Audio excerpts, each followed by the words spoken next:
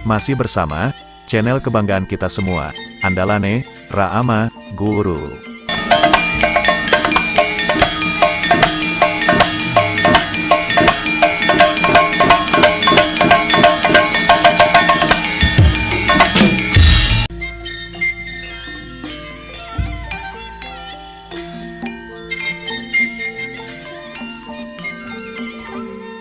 Pada kisah kali ini, menceritakan tentang gugurnya Risi Bisma.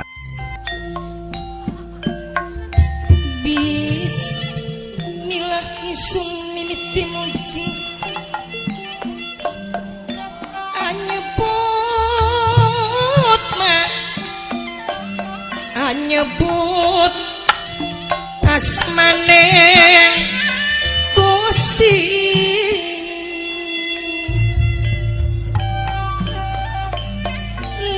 Nuhun yang magung, mugia angsal pitulung, memujani Gusti Kang Maha Kuasa, mugia angsal barokah.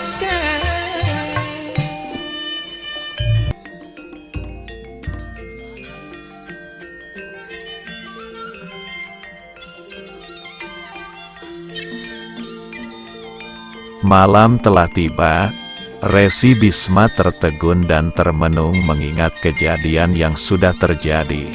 Dirinya menunggu waktu di saat sukma cinta sejatinya, yaitu Dewi Amba menjemputnya di dalam peperangan Baratayuda. Semangatnya kian memudar seakan-akan pasrah dengan kehendak Dewata.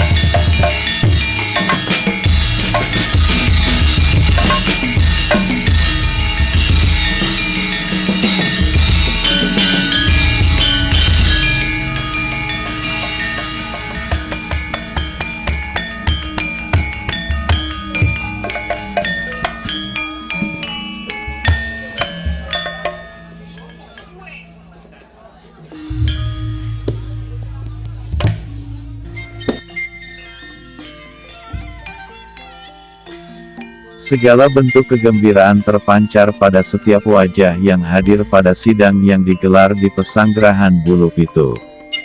Malam setelah tewasnya Senapati Pendawa yaitu Resi Seta, Prabu Duryudana dengan senyum sumringah duduk pada kursi dampar kebesaran yang direka persis bagaikan dampar yang ada di Istana Astina.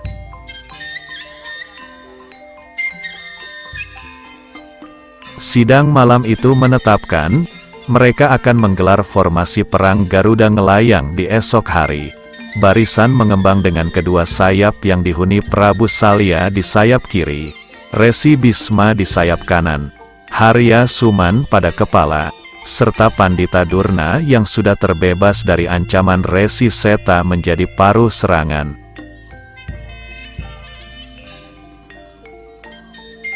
Sementara pada anggota badan Garuda, terdapat Prabu Duryudana yang diapit dan dilindungi oleh para raja taklukan. Di belakangnya Harya Dursasana siap pada daerah pertahanan untuk menghalau para prajurit musuh yang dapat diperkirakan menyusup ke dalam.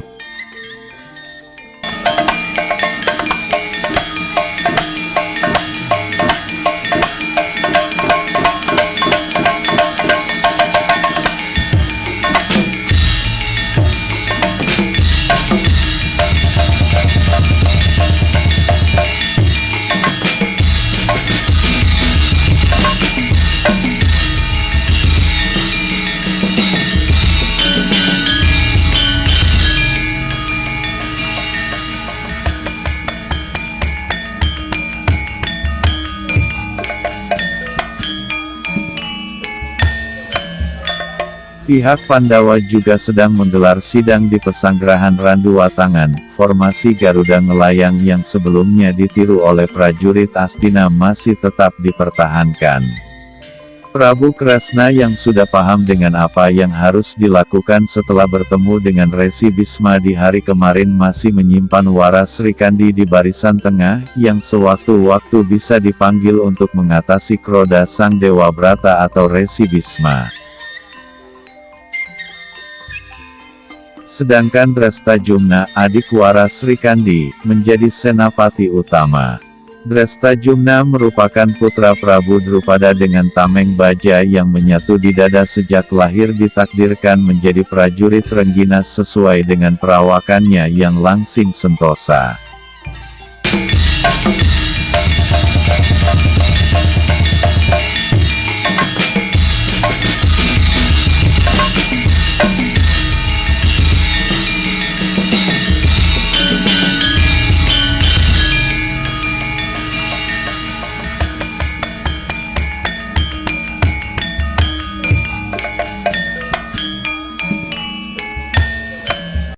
Fajar kembali tiba, segenap para prajurit dari kedua belah pihak kembali siaga dengan senjata di tangan.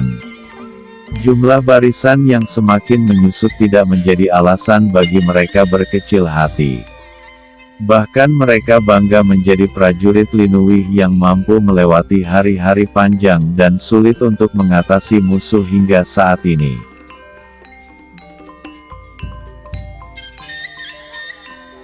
Pedang kembali bertemu dengan pedang atau pedang itu menerpa Tameng. Dentangnya memekakan telinga yang dibarengi dengan berkeradap bunga api yang semakin membakar semangat. Kembali teriakan kemenangan bercampur teriakan kesakitan prajurit yang roboh sebagai pecundang.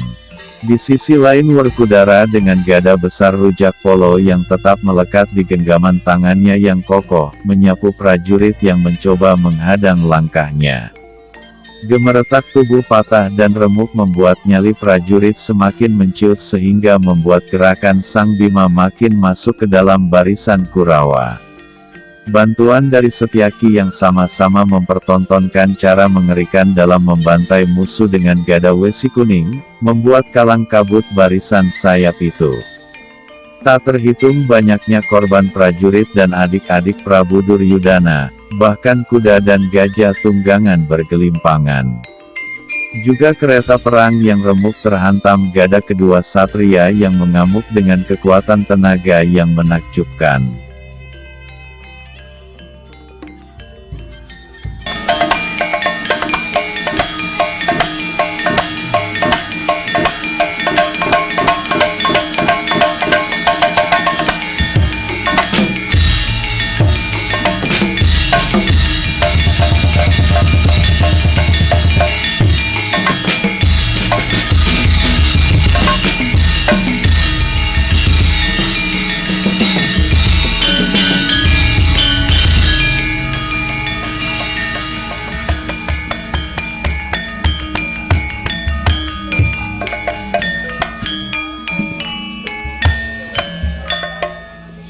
Kali ini Sri Kresna tidak lagi menunda korban yang berjatuhan. Ia memanggil Waras Srikandi untuk mendekat. Sekarang tiba saatnya untuk Waras Srikandi menyumbangkan jasa bagi kemenangan Pandawa. Prabu Kresna melambaikan tangannya ke arah Waras Srikandi untuk berdiri lebih mendekat. Sekarang sudah tiba waktunya bagimu untuk mengantar Eyang Bisma menuju peristirahatannya yang terakhir. Prabu Kresna mengawali penjelasannya. Mungkin Yai Srikandi sudah mendengar cerita asmara yang tak sampai dari Dewi Amba ketika Eyang Bisma masih bernama Dewa Brata. Waras Srikandi pun mengerti apa yang dimaksud oleh Prabu Kresna. Ia langsung maju ke medan laga untuk mengatasi Kroda Sang Dewa Brata.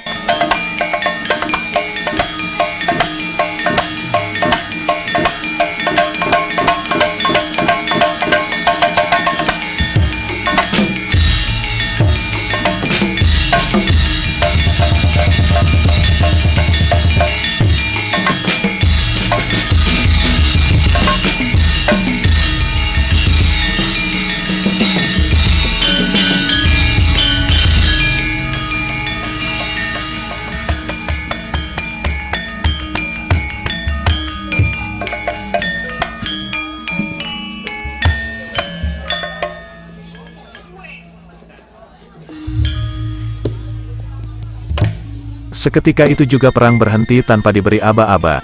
Prabu Duryudana dan Prabu Puntadewa seketika berlari sambil mengajak adik-adik mereka masing-masing. Menyongsong raga sang senapati yang rebah di tanah basah tergenang merah darah yang membuncah. Kedua belah pihak seakan melupakan permusuhan sejenak, karena kedua raja ini memangku bersama raga pepunden mereka. ning sapa sunitip diri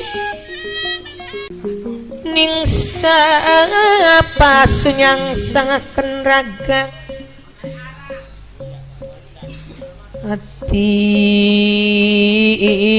jerit jaluk tulung nanging wiswarana nakang nulungi pisan kala ketemu ning dalan tak sapa kala mlengos buang rai dong